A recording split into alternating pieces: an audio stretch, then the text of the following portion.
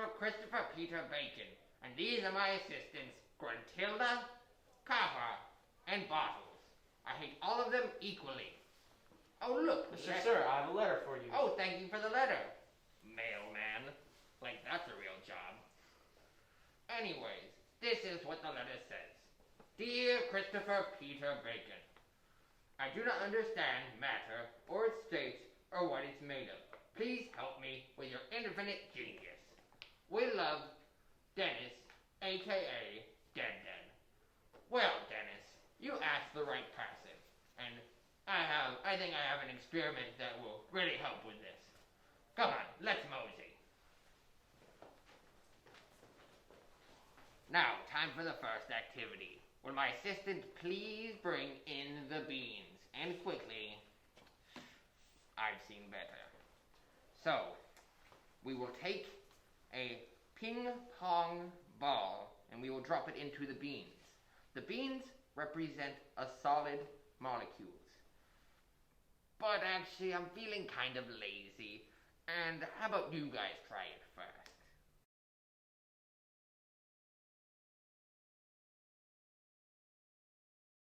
Okay, so I'm guessing you did it, hopefully. But I will do it as well, I guess. So, it impacts the beans, but it does not head through. That is because the molecules of a solid are too close together to allow objects to pass through. Now, will my assistant please explain it in Spanish? Los estudiantes observar los estados de materia para verán una pelota de ping-pong puede atravesar un frasco de friolo que representa un solid, aguas que representa un liquid y el frasco vacío que representa un gas. Thank you, Gruntilda. Anyways, I am done with the solid. Will my assistant please take the beans back and replace it with water? Much obliged, assistant number 2. So, now that you have liquid in front of you, we will do it again. But once again, I am still lazy, and that has not changed. So you guys do it first.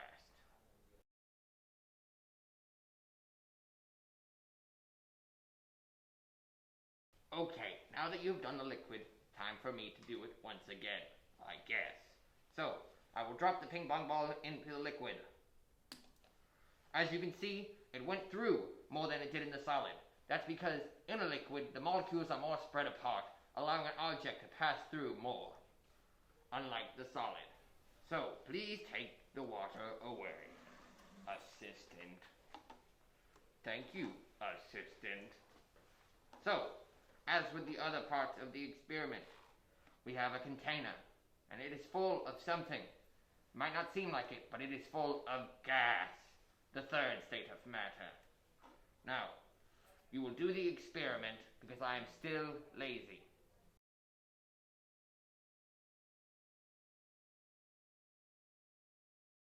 So, now that you have done it, I will do it as well because I am required by law. So, drop the ping pong ball. And, as you can see, it went through cleanly. That's because in a gas, the molecules are very far apart and they go everywhere. Very quick, very speedy. And, gas, it's all around you. It's in the air you breathe, mostly the air you breathe. That's where the gas is. Anyways, on to the next experiment, which is pretty cool. Leave. So, in case you think I'm lying that gas is in fact not all around us, well, I have an experiment to prove that you're wrong. So, here we have a beaker full of vinegar, and when combined with baking soda, it will produce carbon dioxide gas, which is heavier than air and will be able to put out a candle. Now, thank you, Magic Hand Man. Now, Bottles, who wants some extra work hours, will be doing the majority of this experiment.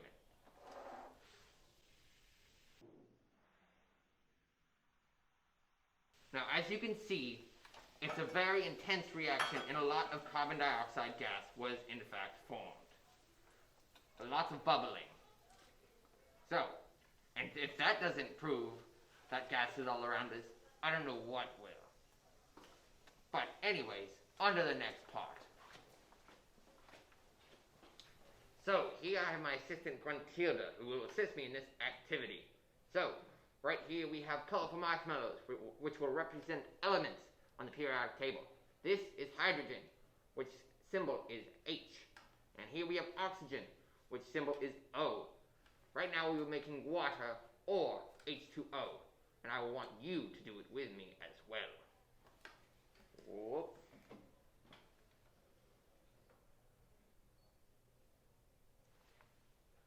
No peekies.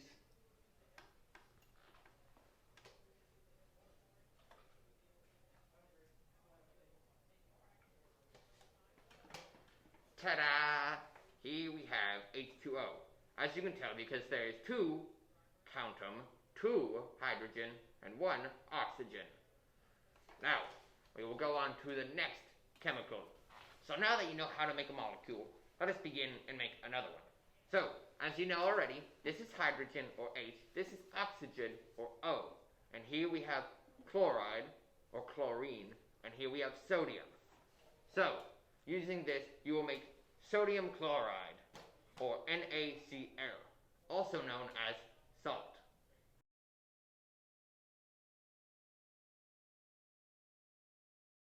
So, hopefully you have formed it by now, and you should have something that looks a little like this. So, this is NaCl, sodium chloride, or salt. You have one sodium, one chloride. So, on to the next one, which will be hydrochloric acid, which might sound complicated, but it's really simple because it's just HCl. But this chemical is a bit more fun than the other ones because it can burn through metal, and it's very fun. But don't play with it. I'm not allowed to say that it's fun and that you should play with it. Do not. Please don't. Please, I could lose my job. Anyway, sorry, getting off task. Time for hydrochloric acid, or HCl.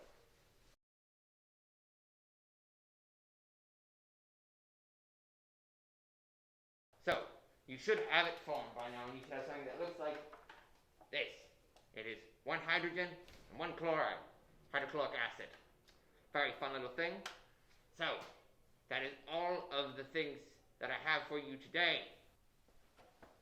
So, Dennis, you should now know about the different states of matter and how their molecules work, since we did a lot of stuff, and you should know it by now. Anyways, so we did the beans and ping pong ball experiment, which would teach you the different states of matter and how their molecules work. We also did the baking soda and vinegar experiment to show you that gas is all around us.